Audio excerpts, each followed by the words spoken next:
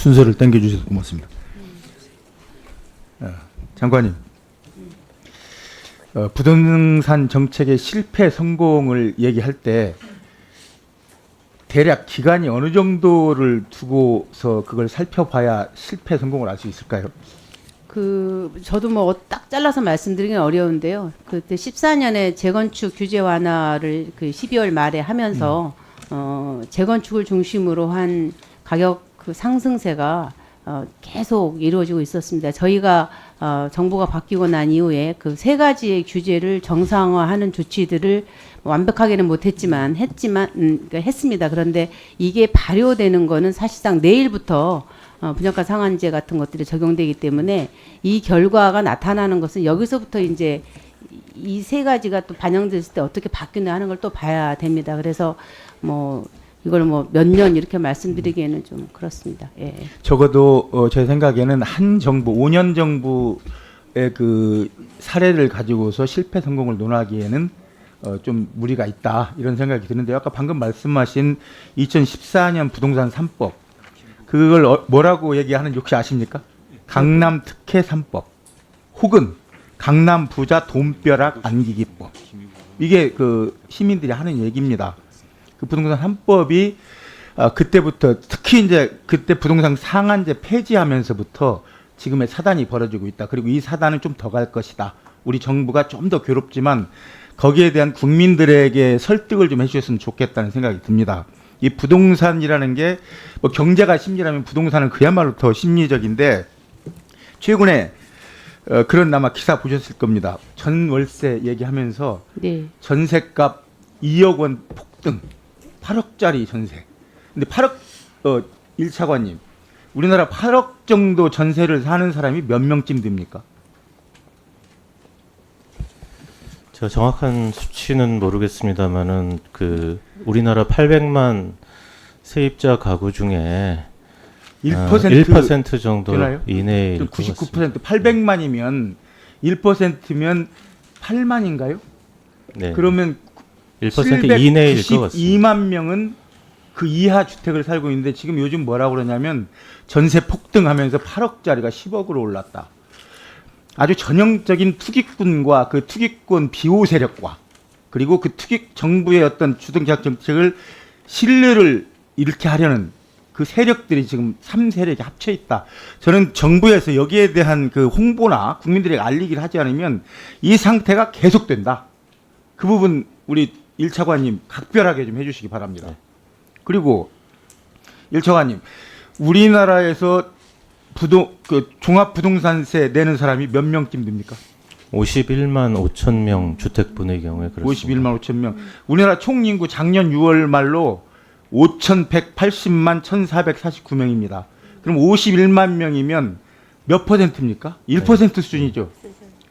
그러면 5,180만 명 중에서 5,130만 명은 전혀 관계가 없습니다. 종부세하고. 그런데 종부세 때문에 세금 폭탄 맞았다고 합니다. 투기 세력과 투기 비호 세력과 그 투기 세력, 투기 비호 세력을 다시 함께 가려는 세력. 이 세력은 정부의 부동산 정책을 망가뜨리려고 하는 세력입니다. 거기에 대한 좀 홍보도 해주셔야 되지 않습니까? 네, 나름 열심히 하고 있습니다만은 더 좀 노력을 배가하도록 하겠습니다. 더한 것은 종부세 부담이 강화되면서 3주택 이상 드는 사람 몇 명쯤 됩니까? 20만 명. 20만 명. 그러면 네. 제가 아까 말씀드린 대로 우리 인구 5,180만 명 중에서 5,160만 명은 여기하고 또 관계가 없겠죠. 이게 세금 폭탄입니다. 폭탄이라는 게 뭡니까? 5천만 명 중에서 20만 명을 두고서 내린 그 어떤 예컨대 무게가 그게 폭탄입니까? 20만 명 찾기 위한? 그런 부분을 정부에서 좋은 정책 세우는 것도 좋지만 국민과 정부 사이를 이간하고 그리고 정부의 정책을 신뢰를 잃게 해서 여기저기서 발표만 나오면 바로 거기에 대해서 좋지 않은 정책이라고 하면서 국민들을 현혹하는 그 세력부터 잡고 나서 부동산 정책 세우십시오. 그런 거 없이는 아무리 좋은 정책 나와도 그 정책 이루기 어렵습니다. 지금 그 정부에서 주택 공급을 하는데요. 분당이 채 정도 되죠? 아파트가 분당이 한 30만 채 이내죠. 분당이요? 분당 신도시 만들 때 분당이 제 기억으로는 약 9만 채 정도인 것으로. 9만 채밖에 안 돼요. 일기 신도시가 30만. 일기 신도시, 일기가 30만. 일기. 정도였죠? 일기 네. 신도시가 네. 그러면 지금 그 임대사업자, 법인 임대사업자가 소유하고 있는 게 몇 채 정도 됩니까? 아파트, 비아파트 합쳐서 모두 약 160만 채 160만 정도 채 됩니다. 그러면 거기에서 그 법인이 가지고 있거나 1가구 2주택으로 가지고 있는 사람이 신도시 5개를 만들 수 있는 걸 가지고 있습니다, 지금. 그리고 저는 이 집을 사고 팔면서 거기에서 차익을 넘기려고 하는 사람들은 저는 이건 범죄자로 다스려야 된다고 봅니다. 범죄. 이게 그 헌법에 위반되지 않는다면 여기에 관련된 법을 만들어서라도 이 범죄자로 형사범으로 다뤄야 된다. 이건 국민 행복권을 국민들이 주택을 갖고 싶은데 그 국민의 집을 갖고 싶은 그 국민들의 행복권을 뺏어간 도둑들입니다, 도둑들.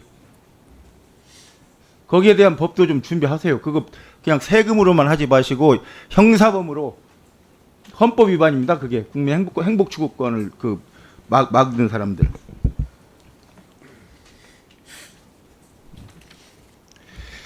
아무튼 어제 우리가 통과시킨 임대차 보호법 그걸 하루라도 빨리 통과시키지 않으면 아까 말씀드린 대로 8억짜리가 10억 되고 8천만 원짜리가 1억 됩니다. 그래서 빨리 이걸 통과시켜 가지고 그야말로 우리 서민들이 이 공포에서 벗어날 수 있도록 해주는 게 정부의 일입니다. 우선은 그것부터 좀 해주시기 바랍니다. 마치겠습니다. 네, 임대차 3법과 관련해서는 뭐 오늘까지 상임위원회를 다 통과한 걸로 알고 있습니다. 그래서 빨리 법이 시행이 되어야 현장에서 혼란을 빨리 줄일 수 있을 것이라 생각합니다. 예, 소병훈 의원님 시간 잘 지켜주셔서 감사합니다. 다음은 우리 존경하는 김희국 의원님 질의해 주시겠습니다.